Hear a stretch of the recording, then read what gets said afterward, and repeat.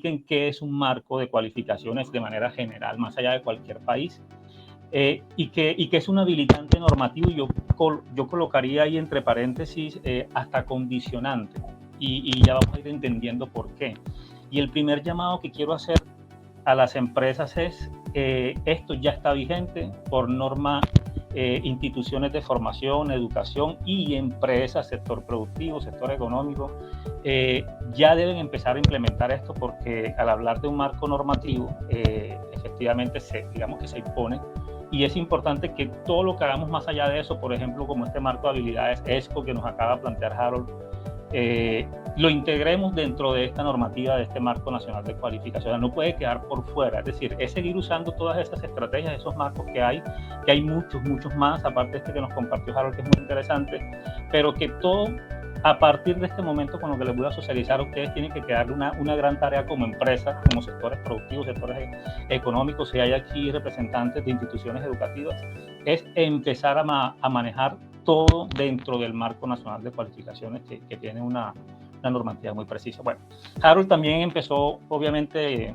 hablando de competencia, es el nombre del webinar, y yo voy a plantearles una definición digamos, más contextualizada al mundo del trabajo. Harold nos compartió una definición de competencia donde nos muestra claro y de manera más funcional, bueno, que una competencia, finalmente, cuando yo la movilizo en mi puesto de trabajo, para poner ese ejemplo, pues lo que estoy movilizando efectivamente son unos términos que se solapan ahí, que son pues habilidades, aptitudes, actitudes, en fin.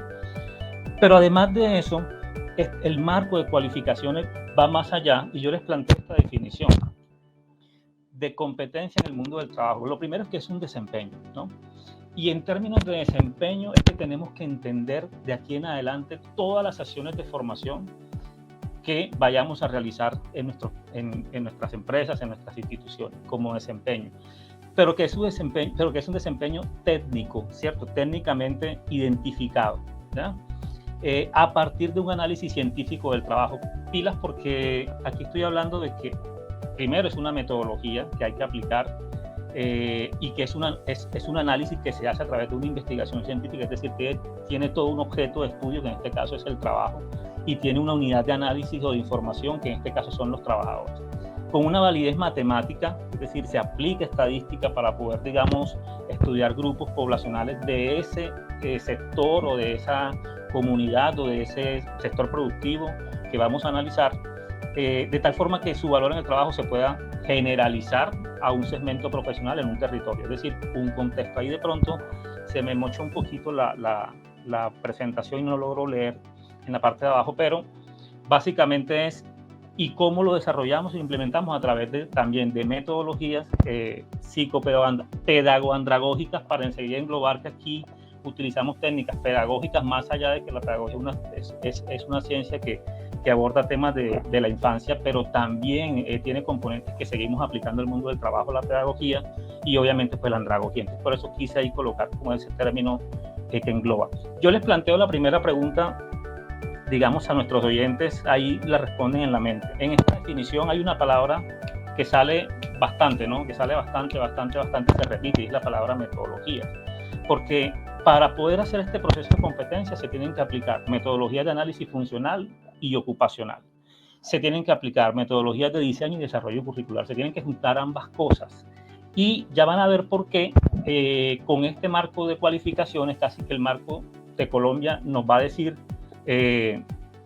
hombre, ustedes están llamados también a hacer análisis funcional, análisis ocupacional, están llamados a hacer diseño y desarrollo curricular desde cero, para que, si quieren, tienen la libertad de poder, digamos, ampliar la pertinencia de sus acciones de formación a través de cualquier estrategia que elija la empresa, y poder diseñar toda esa ruta de la que hablaba Harold. Algunas definiciones, digamos, referentes de organismos internacionales como la OCDE, la OIT, que es un marco de cualificaciones, es un instrumento, es lo primero, ¿no? Para clasificar cualificaciones. Aquí, cuando uno escucha la palabra cualificación, empieza uno como a mirar cómo relaciona cualificación con qué. ¿Qué es cualificación al final? Me están hablando de lo mismo, una profesión, de una ocupación, de un certificado, ¿Qué es cualificación? Entonces vamos a ir aclarando también como ese término. Que es una serie de criterios, ¿no? Con unos niveles de aprendizaje alcanzados. La OIT nos plantea algo muy parecido, es un instrumento que articula un conjunto de cualificaciones ordenadas por niveles. Entonces miren que quiero que van apareciendo dos cosas en común. Primero, que es un instrumento, y como instrumento me llama a que debo utilizarlo, ¿no? Como instrumento. ¿Un instrumento para qué sirve? Para operativizar algo. Y segundo, lo que caracteriza a este instrumento de un marco de cualificaciones en los países es, por fin, de una buena vez por todas, unifiquemos esos niveles. ¿Por qué no? ¿Por qué estas definiciones se preocupan tanto de hablar por niveles? Porque tenemos nosotros un gran reto, y que estoy seguro que a día de hoy, en mi experiencia, cuando me toca asesorar a las empresas en la implementación, digamos, de estas metodologías, a nosotros, digamos, en mi caso, pues mi experiencia ha sido esa. El SENA, que es una institución nacional, digamos, me llama para que yo les ayude a hacer sus propios diseños curriculares, que luego ellos ofertan a toda Colombia. Empresas, digamos, acá del sector privado también, digamos, me llaman para poder hacer todos estos procesos e implementárselos. Estas metodologías, me he dado cuenta en mi experiencia que por más que están ahí, por más que hay unos niveles, hay unos resultados de aprendizaje que tienen que abordarse según la complejidad del resultado.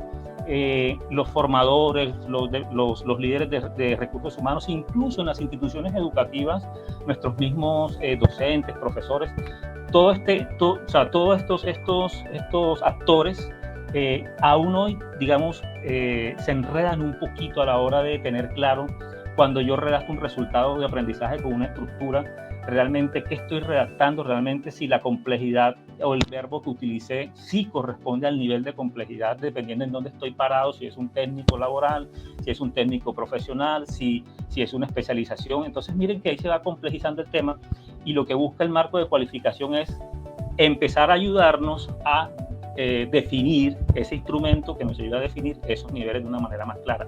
Si nos da tiempo, porque más que hacer esto teórico, yo quiero al final, y si Harold nos lo permite, mostrar, digamos, de primera mano esos instrumentos. Es decir, esto que yo les abordo aquí en una gráfica, más bien mostrarles esos productos, cómo se ven en la realidad, que creo que es lo más interesante para que vean, digamos, como la realidad de esto, y no tanto, digamos, desde la presentación. Entonces miren que acá, imagínense que ustedes tienen esa, digamos, esa ruta aquí en este slide, y que ustedes en sus empresas todos los días, todos los meses, todo el año, están haciendo acciones de formación en sus empresas. No importa ahora de cualquier tipo, unas más formales, otras más informales, unas en el puesto de trabajo, etcétera. No importa por qué vía, por qué medio, a través de qué institución, a través de qué proveedor de formación, si es virtual, si es presencial. Todo ello lo hacemos, ¿cierto?, a través de ciertas estrategias propias de la empresa. Pero finalmente, ¿eso a dónde se amarra, no? Finalmente, ¿eso en dónde cabe? ¿Cómo puedo clasificar mis acciones de formación? ¿Cómo puedo, yo, por ejemplo, si genero una insignia digital, ustedes que han estado hablando acá en esta comunidad de insignias digitales, por ejemplo, cómo puedo empezar esas insignias digitales a organizarlas ya en términos del marco nacional que hoy Colombia tiene, y ya no dejarlas sueltas, sino incluso poder ubicarlas en esos niveles? Entonces, todo eso, el marco nacional de cualificación me ayuda. Y en esta gráfica que está aquí a la izquierda, simplemente quiero que vean, y seguramente ustedes ya estarán pensando, bueno, aquí claro, aquí veo 3 dimensiones y veo una progresión de niveles hacia arriba. Esto me hace recordar como una taxonomía, unos dominios, y sé que a su mente se les van a venir seguro a los que les ha tocado en algún momento, digamos, este tema de diseño, poder, digamos, identificar esas dimensiones.